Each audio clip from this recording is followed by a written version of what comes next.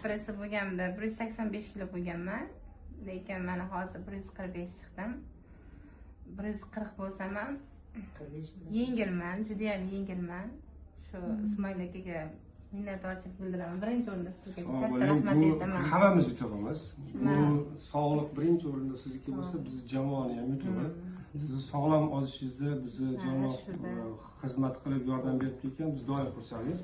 Endi bu sog'liqqa ushlab yurish kerak va to'g'ri sog'lom ozish kerak. Ko'pimizni ham izzatlari. Onalarimiz Men 150 bilan kirdim-da, 150 kilo edim. Bo'yimda ayting 156 edi bo'yim. Bo'yim bilan esim bir xil edi-da, dumaloq edim. Minnatdorchilik bildirishga keldik. Sizda qancha bo'ldi? Rahmat. Ikkita operatsiya bo'ldi. Mayda qildirgan, 6 oyda qildirgan, men 85 kilo chiqdim.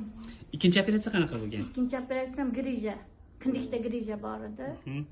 O'sha bilan oshqozon ikkalasi bitta. Nima shunaqa qilib, hozir sizda necha kilometr bo'lyapti?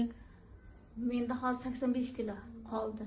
150 dan 85 ga tushdimda. 65 minus bo'lyaptimi shunda? 65 kilo ketdi. Eng asosiy 2 xonali songa tushdimda. Shu zo'r asosiy. Shu yaxshi 2 xonali qachon tushar ekanman dedim 2 xonali. Opamlarga ham tilab qolaman shunaqa 2 xonali raqamlarni. Jarayon davom etyapti. Mendan ham ixcham bo'lib ketadi bu hali. 60 kilo bo'laman desa xudo xohlasa. maqsad sari harakat qilamiz. Ko'ringlar.